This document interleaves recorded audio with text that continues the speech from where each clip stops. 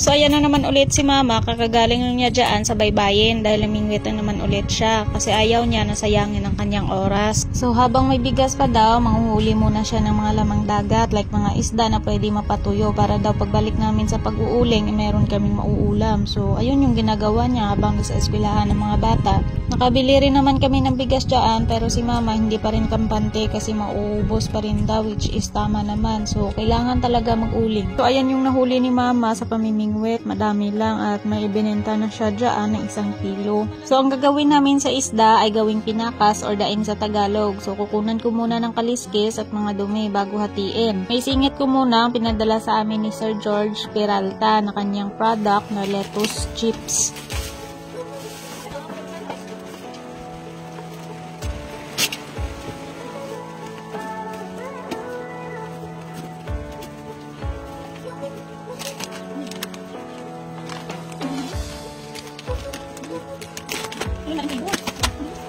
Hello po, Sir George Peralta. Maraming salamat po sa pinadala niyong product niyo po.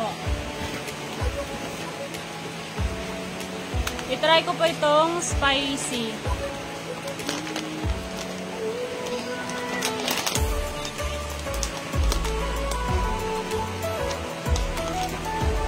Wow!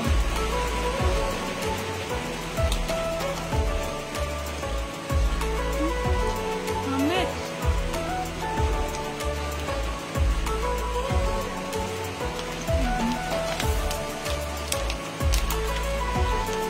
Sour cream.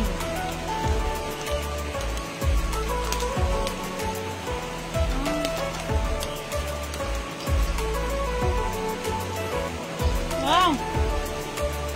Namit!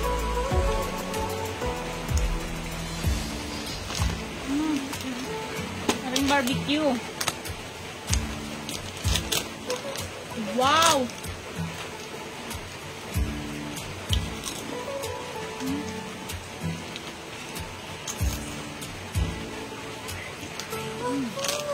Sobrang sarap po ng inyong product. Napakasarap po talaga ng kanilang lettuce chips at meron silang 5 flavor. Cheese, barbecue, sour cream, garlic parmesan at yung original nila. At kung gusto nyo rin po mag-try, nandyan po ang kanilang contact information. Maraming salamat po. At ayun, balik tayo dito sa daing ni mama. Bali hindi na namin ipinakita dyan ang pagkaliskis at paghati ng isda. So nilagyan na ni mama ng asin at saka suka. Tapos ibibilad sa araw. Yan, libre ng pang-ulam namin. So, ayun lang. Maraming salamat po. Pa-share at pa-follow na rin. Mag-ingat po kayo palagi at God bless po.